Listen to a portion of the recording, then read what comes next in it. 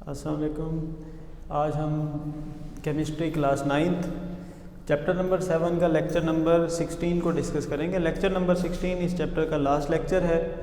हमने previous lecture में discuss किया था इलेक्ट्रोप्लेटिंग ऑफ सिल्वर और इलेक्ट्रोप्लेटिंग ऑफ क्रोमियम। अब इस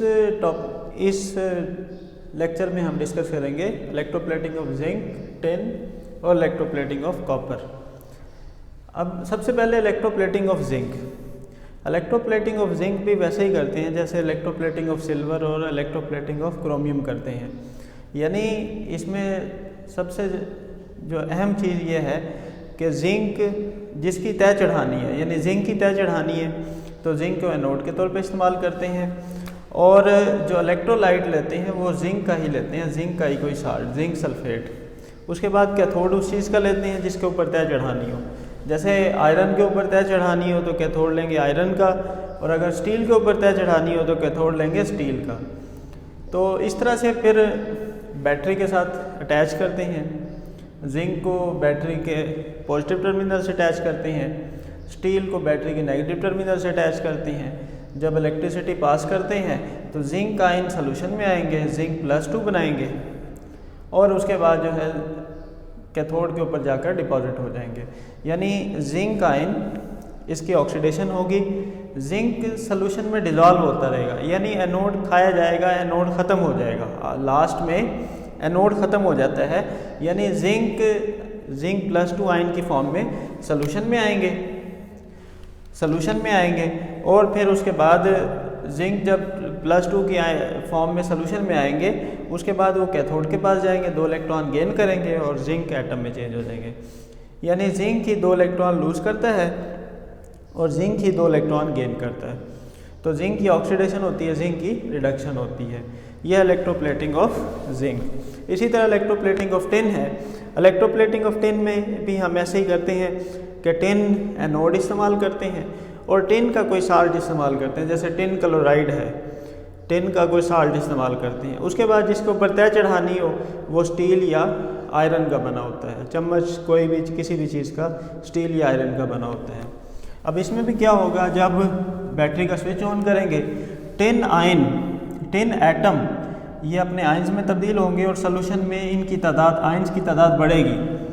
अब उसके बाद क्या होगा, जैसे जैसे टिन है, टिन ऑक्सीडेशन होगी, Sn+2 बनाएंगे, +2 इलेक्ट्रॉन लूज करेंगे, इलेक्ट्रॉन जाएंगे बैटरी के पास, बैटरी इलेक्ट्रॉन देगा कैथोड को।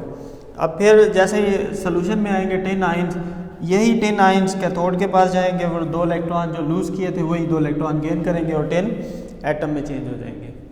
ये equations electroplating of zinc, electroplating of tin, ये बुक में नहीं है, ये आप वैसे इसको समझ सकते हैं।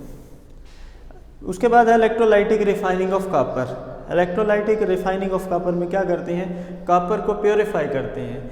कॉपर को हम मेटलर्जिकल प्रोसेस से बनाते हैं तो कॉपर प्योर नहीं होता, 98% कॉपर होता है, उसमें 2% इम्प्योरिटीज़ होती हैं, सिल्वर या गोल्ड। तो हम इस 2% इम्प्योरिटीज़ को रिमूव कर सकते हैं इलेक्ट्रोलाइटिक रिफाइनिंग ऑफ कॉपर के ज़रिए। 2% इम्प्योरिटीज़ को कैसे रिमूव करते हैं, अब हम जो ये इम्प्योर कॉपर है जिसमें 98% कॉपर है, 2% इम्प्योरिटीज़ है, इसको हम ले लेते हैं एनोड के तौर पर। उसके बाद इम्प्योर कॉपर को एनोड के तौर पे लेते हैं, कॉपर सल्फेट सोल्यूशन लेते हैं, क्योंकि हमने कॉपर अलग करना है तो कॉपर सल्फेट का सोल्यूशन लेना पड़ेगा। और प्योर कॉपर को हम कैथोड लेते हैं, यानी इम्प्योर कॉपर को बैटरी के पॉजिटिव टर्मिनल से अटैच कर देते हैं, वो बन जाता है एनोड। और प्योर कॉपर का रॉड जो कि बैटरी के नेगेटिव टर्मिनल से अटैच कर देते हैं, वो बन जाता है कैथोड। उसके बाद क्या होगा, उसके बाद जैसे ही स्विच ऑन करेंगे, अब इम्प्योर कॉपर में 98% कॉपर है, वो सोल्यूशन में आएगा।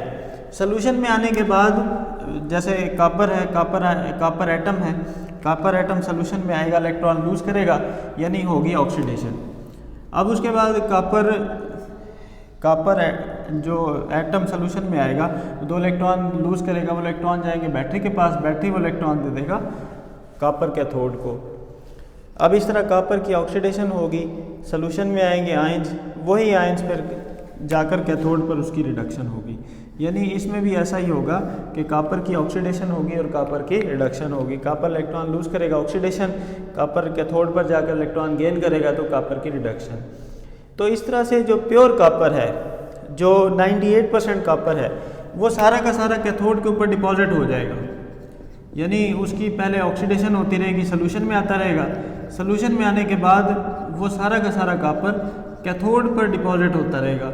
और इस तरह एनोड जो है इसकी मोटाई यानी विड्थ कम होती रहेगी, लास्ट में एनोड सारा ख़त्म हो जाएगा, एनोड सारा डिज़ोल्व हो जाएगा और जितना भी कॉपर है वो कैथोड के ऊपर डिपॉजिट हो जाएगा।